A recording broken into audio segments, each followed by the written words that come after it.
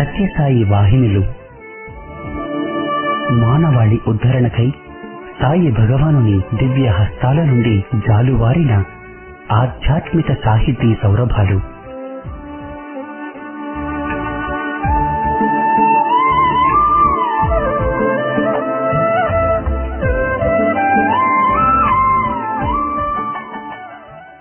ఓం శ్రీ సాయిరామ్. 1958 మహాశివరాత్రి పర్వదినం నాడు భక్తుల ప్రార్థన మేరకు స్వామి స్వయంగా పేరునిస్తూ సనాతన సారథి అనే మాసపత్రికను ప్రారంభించారు. సత్యసాయి భగవానుడే స్వయంగా ప్రేమవాహిని, ధర్మవాహిని, జ్ఞానవాహిని ఇలా 15 వాహినుల పేరిట 26 ఏళ్ల పాటు ప్రతి మాసం వ్యాసాలను సనాతన సారథికి అనుగ్రహించారు. సాయి తత్వబోధ, సాయి ప్రేమ సారం ఈ 15 వాహినులలో నిక్షిప్తమై ఉంది.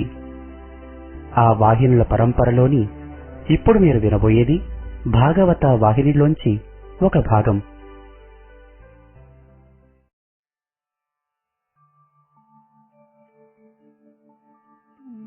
శుకుడు ఆసనమును సవరించుకుని, రాజా, పరమేశ్వరుడు బ్రహ్మ విష్ణు మహేశ్వర స్వరూపుడై జగత్తును సృష్టించి అందులో మోహాభిమానముల సృష్టించి పాలించి నశింపజేయుచుండును. అట్లు సృష్టించిన తన సృష్టి అందే ద్వంద్వ రూపములుండును. ఒకదానికొకటి పరస్పర భేదములు, ద్వేషములు కలవు. అవి సక్రమ మార్గమును అవలంబించిన లోకము సుఖశాంతులతో నుండును. అట్లుకాక సృష్టి అందలి జీవులు అక్రమ మార్గమును అవలంబించిన సృష్టి అశాంతి కల్లోలములతో అవస్థల పాలు కాగలదు. అందుకు తగిన రక్షణ, శిక్షణ సృష్టి నిమిత్తమై శ్రీహరి అప్పుడప్పుడు తానే అనేక రూపములతో అవతరించి చెడిన లోకమును ఉద్ధరించి మాలిన్యమును దూరము చేసి మంచిని పెంచు విధానమును బోధించుచుండును. భగవంతునికిట్టి ఆకారమనే నిర్ణయింప వీలు కాదు. అనంత ఆకారములు ధరించి భూమిని వరించి జీవుల తరింపచేయు నిమిత్తము ఆయా అవసరములను బట్టి అవతరించుచుండును. తన సృష్టియందు మొదటి అవతారము వరాహ రూపము. హిరణ్యాక్షునిచే ధరణి ధర్మరహితమై పరితపించుచుండా ధరణిని ఉద్ధరింప నిర్గుణ నిరాకారుడై సాకార రూపమును ఎత్తవలసి వచ్చెను. భగవత్ సంకల్పమునకు ఆధారములు, ప్రమాణములు పనికిరావు. అవి అపారమైనవి, ఆలోచనలతో అర్థము కావు. అతన్ని తెలుసుకున్న వారికే అవి గోచరము కాగలవు కాని బుద్ధి విద్యలతో తెలుసుకున్న సాధ్యము కాదు. అతనికి అతనే సాటి. కారణములు లేక కార్యము జరగదు. కారణ కార్యములు అవినాభావ సంబంధములు. ఒకనాడు బ్రహ్మ ఆసనాసీనుడై ఉండా అతని ముక్కు నుండి అంగుష్టమాత్రమంత సూకరము కింద పడెను. లీలామానుష విగ్రహుడైన బ్రహ్మ తన కన్నీయు తెలిసినను తెలియని వాని వలె నటించుచూ ఆ సూకరమును ఆశ్చర్యముగా చూచుచుండెను. ఇంతలోనే ఆ సూకరము కప్ప అంతై భూమిని త్రవ మొదలెడెను. ఇంతలో ఎలుకంతాయను. ఇట్లే అంతంతై పిల్లి అంతై కడకు సామాన్య సూకర ఆకారమును ధరించెను. క్షణములలో పెరుగుచూ మదగజమంత ఆకారమును ధరించెను. దీని చేష్టలను గ్రహించుచున్న బ్రహ్మ తనలో తాను తన లీలా నాటకమునకు నవ్వుకుంటూ ఉండెను. ఇంతలో సూకరము భూమ్యాకాశములను కలిపినడులా ఏకాకారమును ధరించి భయంకర శబ్దమును చేయుచు సముద్రములో జొరబడెను. జొరబడిన సూకరము సముద్రములో సిగ్గుతో దాగి ఉన్న భూదేవిని తన కోరలతో ఎత్తి పట్టుకుని వెళ్ళుచుండెను. ఇంతలో వెనుకవైపు నుండి, ఒరై సూకరాధమా, పారిపోయేది వెక్కడికి, పిలువుము అని వినిపించెను. అంత సూకరము అలక్ష్యముగా ఆ మాటలు వినిపించుకొనక ముందు పోగుచుండా ఒక భూతము వలె హిరణ్యాక్షుడను దైత్యుడు ఎదురు నిలిచి తన భుజబలమును చూప మొదలెడెను. ఇంతలో ఇరువురి ప్రతాపములు చూచుచున్న భూదేవి భయభ్రాంతురాలై దిగులుచే వణుకుచుండా సూకరము, భూదేవి దిగులంతకము, క్షణములో ఈ దానముని అంతమొందింతును, నీకు శాంతిని చేకూర్తును అని సూకరము రౌద్రాకారము దాల్చుచుండా భూదేవి ఏమి కానున్నదో అని తత్తరపడుచుండగనే హిరణ్యాక్షునిపై కుపుజుడై విరుచుకుపడుచున్న సూకరమును చూచి భూదేవి కన్నులు మూసుకునెను. సూకరమునకును హిరణ్యాక్షునకును ఘోరమైన ద్వంద్వ యుద్ధము జరిగెను. కడకు హిరణ్యాక్షుని చీల్చి భూమిలో పాతిపెట్టెను. ఈ రీతిగానే తన సృష్టియందు ధర్మమునకు హాని కలిగించు దానవులను హతమార్చుటకై భక్త సంరక్షణకై ఆయా దేశ కాల పాత్రలను అనుసరించి స్వరూపమును ధరించి ధర్మరక్షణ, వేదరక్షణ సలుపుచుండును.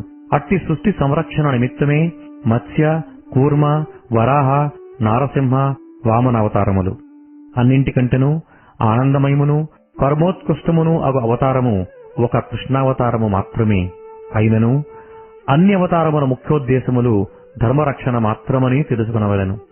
శ్రోత యొక్క అధికారమును తెలుసుకునియే వక్త ఉపదేశింపవలెను. హీనశ్రేణికి చెందిన శ్రోతలకు ఉచ్చశ్రేణికి చెందిన జ్ఞానమును వెంటనే చెప్పుట వ్యర్థము. ఏలనన వారు దానిని గ్రహింపజాలరు. అటులనే ఉచ్చకోటిలో చేరిన శ్రోతలకు నిమ్నశ్రేణికి చెప్పు విషయమును చెప్పిన వారలకు తృప్తి కాదు. ఇందులకొక ఆధారము కలదు. బ్రహ్మకును నారదునకును జరిగిన వాదమును తెలుపుదును, సావధానముగా వినుము అని శుకుడు నారద విషయమును మొదలెడెను. బ్రహ్మ నారదునితో, మానసపుత్ర, సృష్టి రచనే నా తపస్సు. సృష్టి అంతయు కేవలము సంకల్ప మాత్రమే.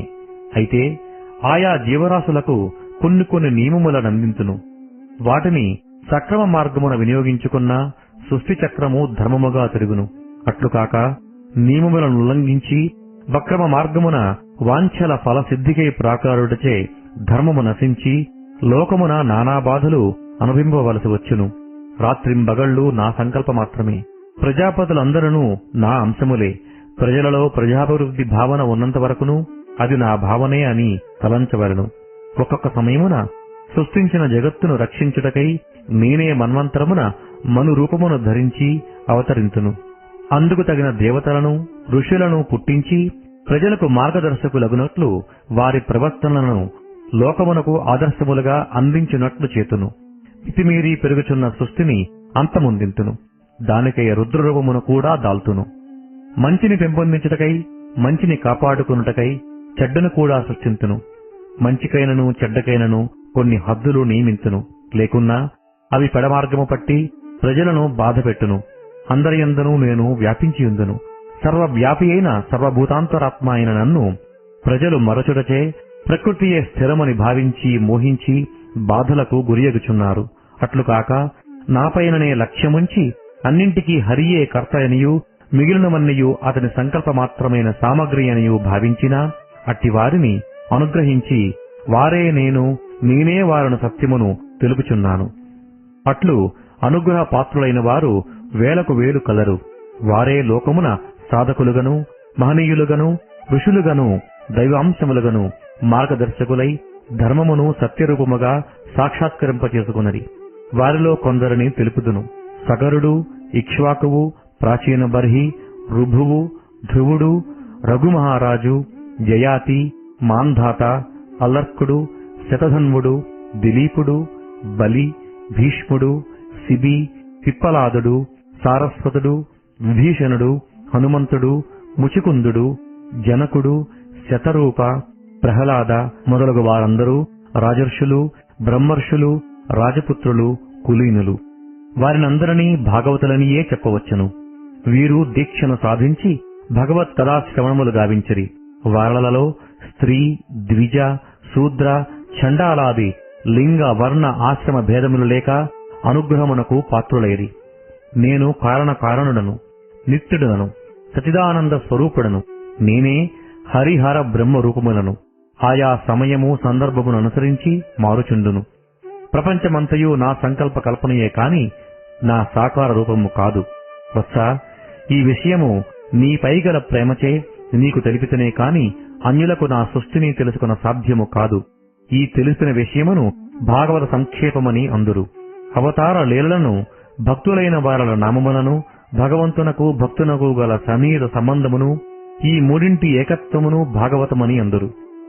కనబడునదంతయు భగవంతునకన్యమైనది కాదు కనుక సంక్షిప్తముగా చెప్పవలనన్న సర్వము భాగవతమే అని చెప్పవచ్చును అని ఆనందముతో నారదునికి బోధించుచుండగా ఇంతలో నారదుడు ఆశ్చర్య ఆవేదనలతో, స్వామి, నీ ఆజ్ఞ ప్రకారము నేను నిరంతరము హరినామమును గానము చేయుచు లోకమునకు శ్రవణానందమును అందింతును. అయితే ఏ రూపేణా మాయ వచ్చి నన్ను ఆవరించి నన్ను భ్రష్టుని గావించునేమో, ఈ నా పవిత్ర కర్మకు అంతరాయము కలిగించునేమో. అప్పుడు నీ చేయవలసిన కర్తవ్యమేమి?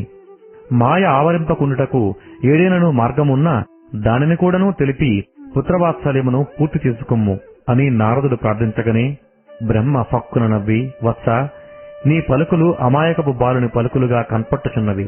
భాగవత తత్వ వర్ణనము చేయు వారి యొక్కయు అచింత్య మాయాపతియగు హరిలీలలను సమర్థించు వారి యొక్కయు శ్రద్ధాభక్తులై సత్క్రములు చేయువారి యొక్కయు సత్యధర్మములకై పాటుపడి వారి యొక్కయు చిత్తములు మాయా విమోహితములు కావు.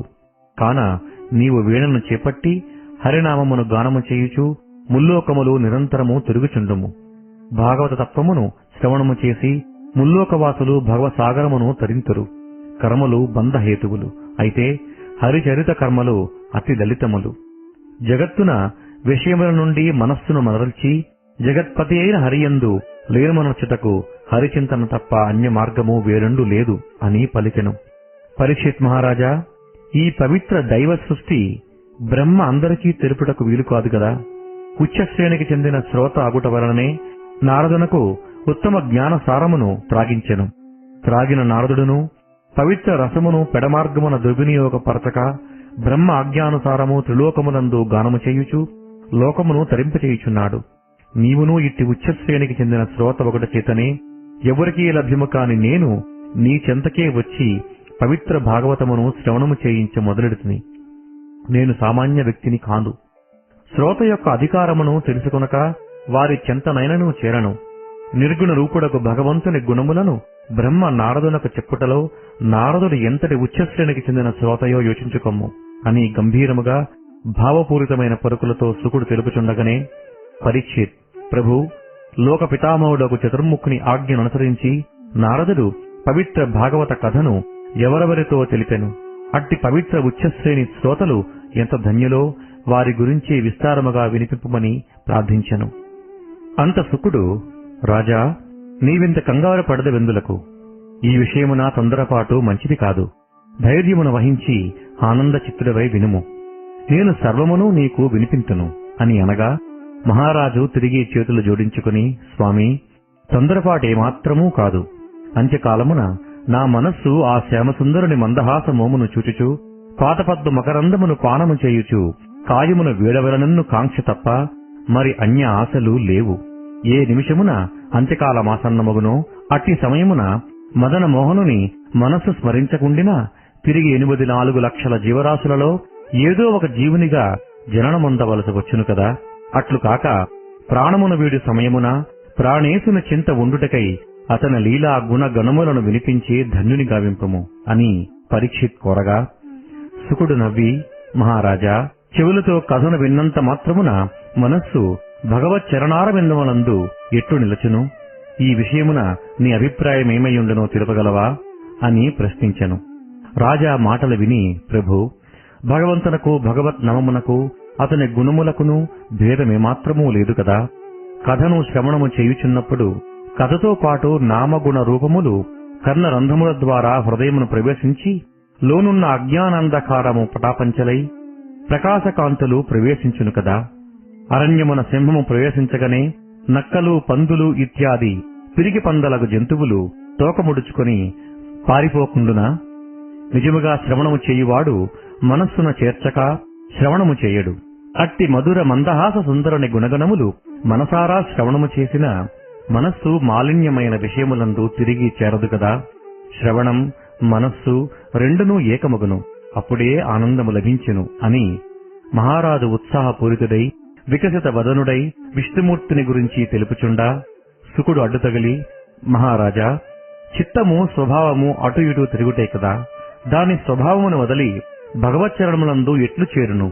అది అసాధ్యము కదా అని పరీక్షిత్ మనస్సును తెలుసుకున్న గోరి అడుగగా, మహారాజు చిరునవ్వుతో, ప్రభు, తమరు అంగీకరించి అనుజ్ఞ ఇచ్చిన దీనిని నేను వివరింతును. భ్రమరము పుష్పమందలి మకరందమును గ్రోణంత వరకు అటు ఇటు రొదన చేయుచూ తిరుగుచుండును. ఒక పరి పుష్పములో ప్రవేశించేనా దాని తిరుగుడు కాని ముందు వెనుక చింత కాని ఆరాటము కాని చేయక ఆనందముగా పుష్పములో నిలిచిపోవును. పుష్పము ముగులించినను తన ప్రాణాపాయమునకు విరవక మకరందములో మత్తురాలైపోవును. అటులనే ఒక పరి ఆ సుందరుని పాదపద్మములందు మనస్సు చేరెనా మకరందపు రుచి చూచెనా తిరిగి తాను అన్యమును ఆశించదు, అన్ని వృత్తులు మానును.